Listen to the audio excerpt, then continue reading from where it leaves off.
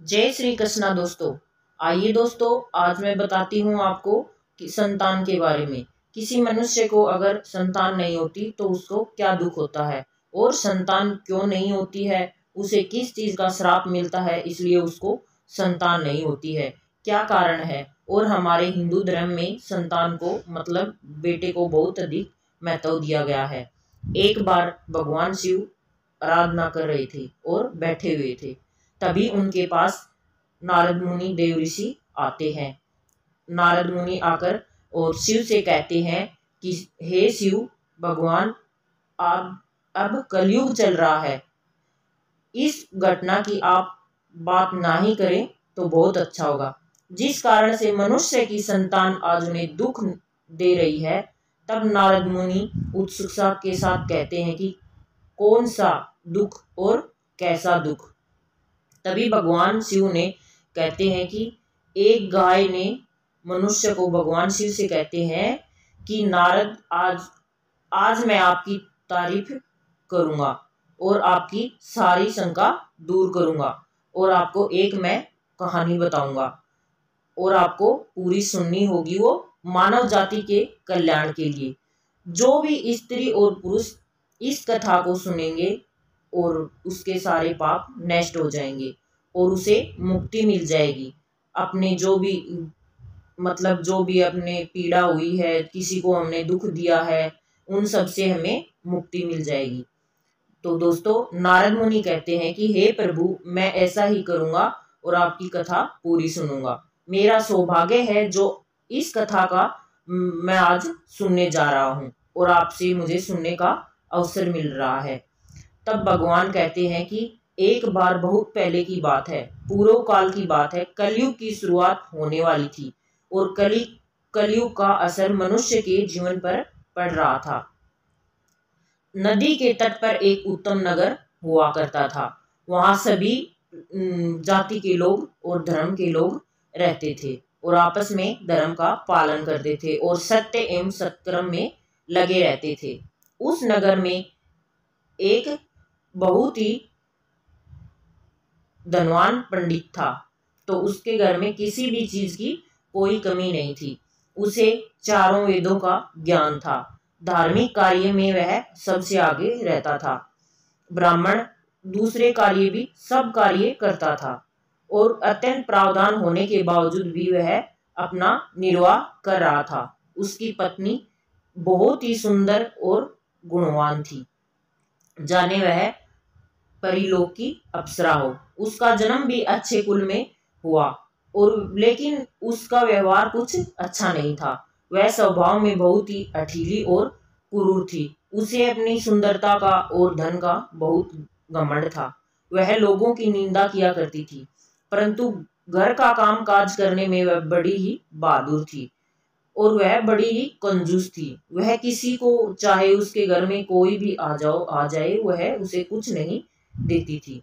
तभी भगवान शिव कहते हैं कि उसे झगड़ा फसाद करना, चुगली करना, ये सब आदत थी उस औरत में। दोनों पति पत्नी बड़े प्रेम से रहते थे, फिर भी उन्हें कोई संतान नहीं थी। इसी कारण से धन जायदाद तथा घर आदि का उन्हें कोई वस्तु का सुख नहीं मिल रहा था। कुछ समय पश्चात उन्होंने संतान प्राप्ति के लिए एक धर्म यज्ञ किया, गरीबों को गोदान किया, भूमि सुवर्ण और वस्त्र आदि दान करने लगे। ये वो पंडित करते थे और उनकी पत्नी बहुत ही कंजूस थी, जो कि नहीं करना चाहती थी। अपने धन का आधा भाग धर्म के मार्ग में उन्हें लगा दिया, फिर भी उन्हें ना कोई पुत्र हुआ और ना ही पुत्री। इस कारण से ब्राह्मण को बड़ी ही चिंता होने लगी और वह बहुत दुखी रहने लगा। और एक दिन वह कुछ सोच समझकर छोड़कर, सब कुछ छोड़कर वन में चला गया। चलते चलते वहां पर उसे दोपहर हो गई, गर्मी बहुत ज्यादा थी, इसलिए वह एक नदी के किनारे बैठ गया। वहां बैठकर वह कुछ सोचने लगा और रोने लगा। संतान न होने के कारण उसका शरीर आधा सूख गया था और वह बहुत कमजोर हो गया था और उसे यह संतान की सताने लगी थी पीड़ा, मानो जैसे उसके शरीर में प्राण ही न हो। भगवान शिव कहते हैं, हे नारद मुनि, उस ब्राह्मण की भक्ति को देख भगवान श्री हरि विष्णु एक सन्यासी के रूप का धारण करके नदी के पास उसके पास आकर बैठ जाते हैं। ब्राह्मण के वहां बैठने के 2 ही घड़ी बाद आए। उन्होंने भी नदी में जल पिया और दूसरी तरफ बैठे ब्राह्मण को देखा। तब ब्राह्मण ने सन्यासी बाबा को देखकर उनके चरणों को झुककर प्रणाम किया और हाथ जोड़कर उसके सामने खड़ा हो गया।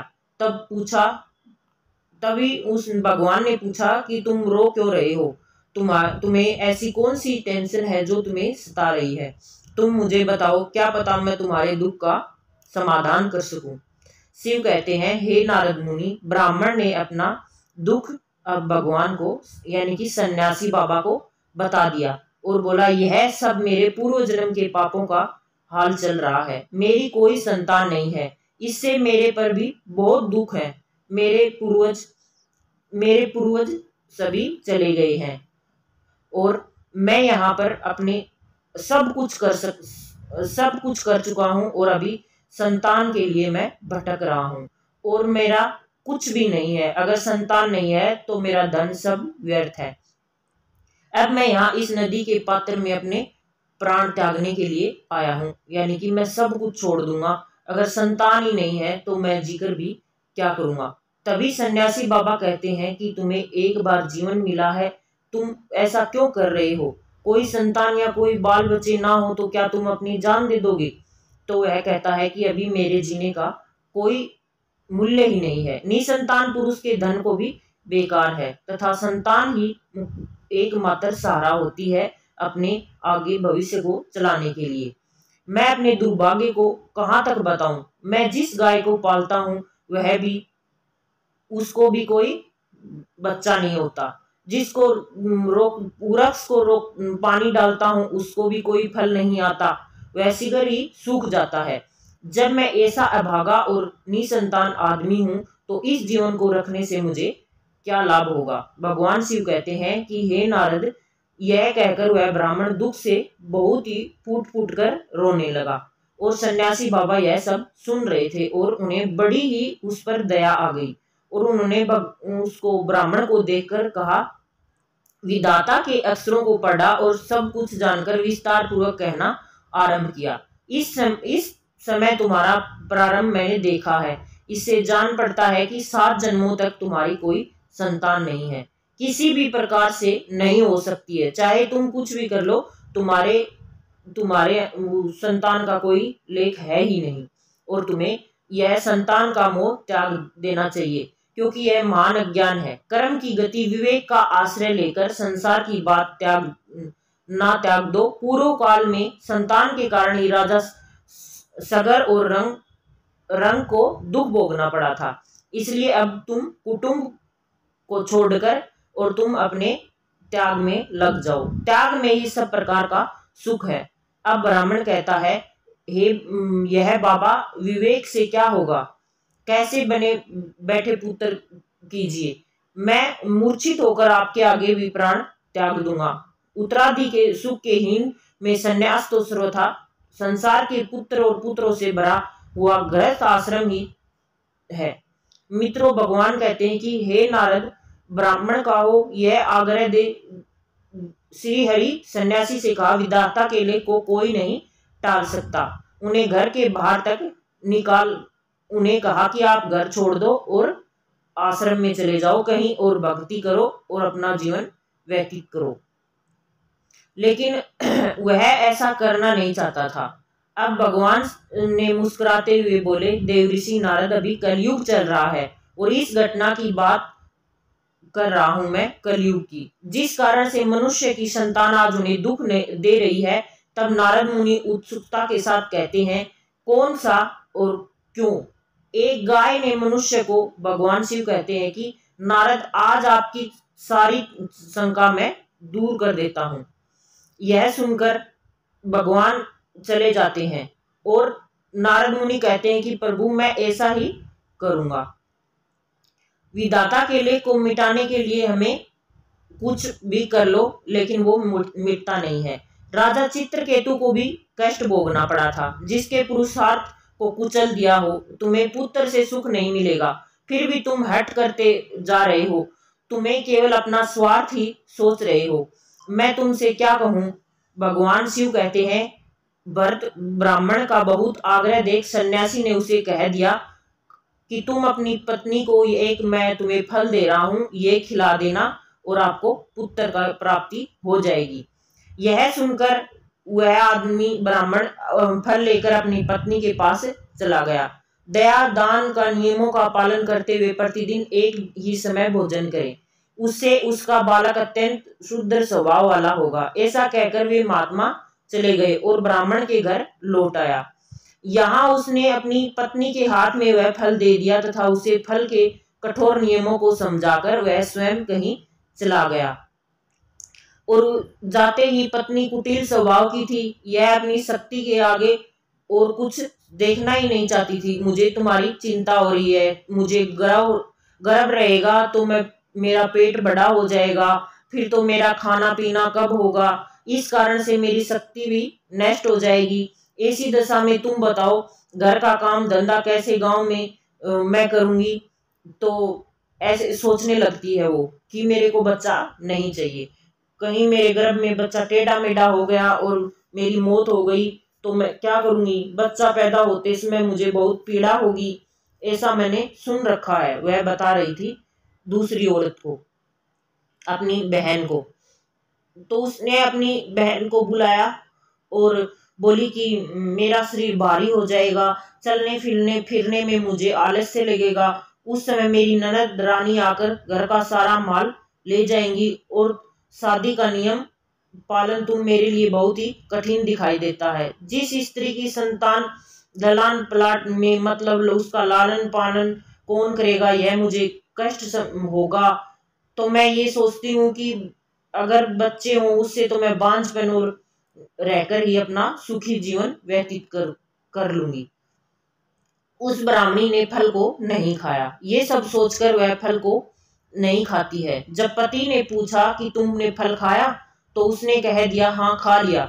उसकी बहन शांता जब कुछ दिन बाद घर मिलने आती है तो उसके आगे अपना सारा दुख कहती है, उसे सुनाती है कि संतान न होने के कारण मैं दिन भर दिन दुगनी हुई जा रही हूँ, बताओ मैं क्या करूं। तब उसकी बहन ने कहा आप चिंता मत करो, मेरे पेट में बच्चा है, वह बालक मैं तुमको दे दूंगी। जब तक तुम गर्भवती स्त्री की भांति घर में छुप कर रहो और जब मेरा बच्चा होगा तब मैं आपको दे दूंगी, इससे अपना बालक तुम्हें दे देंगे। तथा और वो कहती है कि आप मुझे मेरे पति को धन दे देना और मैं अपना बच्चा आपको दे दूंगी। यह बात ब्राह्मणी को अच्छी लगी और इससे उसका आज का प्रचार कर दें कि मेरा बच्चा 6 महीने का होकर हो गया और मैं प्रतिदिन तुम्हारे घर में आकर अपना बच्चे का पालन पोषण करती रहूंगी। तुम इस समय फल की क्या, यानी कि उसने फल जो था वो गाय को खिला दिया था और शिव कहते हैं कि उसने गाय को खिला दिया तो उसको गाय को भी एक पुत्र रत्न की प्राप्ति हुई और उसने कष्ट हुआ। आत्मदेव ब्राह्मण ने कहा कि यहाँ पुत्र होने से नगर में बड़ी प्रसन्नता हुई। ब्राह्मण ने बालक का संस्कार करके अपने ब्राह्मणों को दान दिया। उसके घर में बहुत ही मांगलिक उत्सव होने लगे। तब उन्होंने कहा कि दूध नहीं है, कैसे करूंगी। जी सुनते हो, मेरी बहन को बच्चा हुआ है किंतु वह मर गया, उसी को बुलाकर घर में रख लो, वही आपके बालक का पालन पोषण करेगी। पुत्र की जीवन की रक्षा के लिए वह पंडित सब कुछ करता था। उसने उसकी बहन को बुला लिया और वह घर आकर अपने बच्चे का लालन पोषण करने लगी। सब बहुत प्रसन्न थे। बालक के संस्कार मतलब उसे अच्छी तरह से पाला पोसा जा रहा था और लोग उसे देखने के लिए आ रहे थे। मतलब गाय को भी एक बहुत ही सुंदर बालक की उत्पन्न हुआ था। लोग उसे देखने के लिए आ रहे थे कि देखो वही समय, क्या अच्छा समय आ गया। कितने आश्चर्य की बात है कि गाय के पेट से भी देवता के समान रूप वाला बालक उत्पन्न हुआ है। किंतु देव योग से किसी को भी इस गुप्त रहस्य का पता नहीं चला कि इसको वो फल दिया गया था तब इसको बच्चा हुआ है। उस बालक के कानों के गाय के कानों के समान कान थे। यह देखकर उसका नाम गोकर्ण रखा गया। भगवान शिव कहते हैं कि नारद मुनि एक दिन ब्राह्मण कहीं बाहर गए हुए थे और उसकी बहन यानी कि जो उसकी पत्नी थी उसकी बहन बीमार पड़ गई।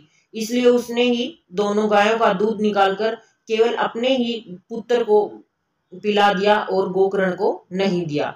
वह हमेशा उसके साथ ऐसे ही करती थी, भेदभाव करती, उसे मारती पीटती और हमेशा उसे अपशब्द कहती थी। फिर उसी दिन ब्राह्मण की पत्नी के मन में विचार आया कि क्यों न मैं इस गोकर्ण को खत्म कर दूं और इसे जहर पिला दूं ताकि यह मर जाए और इसका पीछा छूट जाए, क्योंकि भविष्य में ये जो जायदाद है इसका बंटवारा होगा तो ये आधा आधा हो जाएगा, क्योंकि भविष्य में उसके जायदाद का वारिस बनने वाला कोई था ही नहीं, जबकि उसका ही पुत्र इस कार्य का धन अकेला वारिस रहेगा। इसलिए इसके कुटिल स्वभाव में यह विचार आया कि क्यों ना मैं जहर दे दूं इसको।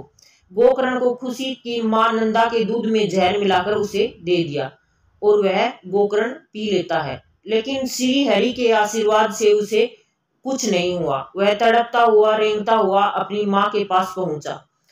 शिव नंदा अपने पुत्र की ऐसी हालत देखकर वह अत्यंत दुखी हो गई और उसने भगवान शिव का स्मरण करते हुए अपने बच्चे का बिछड़ने का करुण भाव से प्रार्थना की।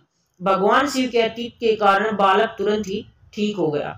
भगवान शिव कहते हैं कि यह सारा काम उसका था, पंडित की पत्नी का, और उसके अपराधों को देखते हुए उसे सब श्राप दिया गया और कहा कि संसार को साक्षी मानते हुए तुम बहुत ही घटिया और बद दिमाग औरत हो।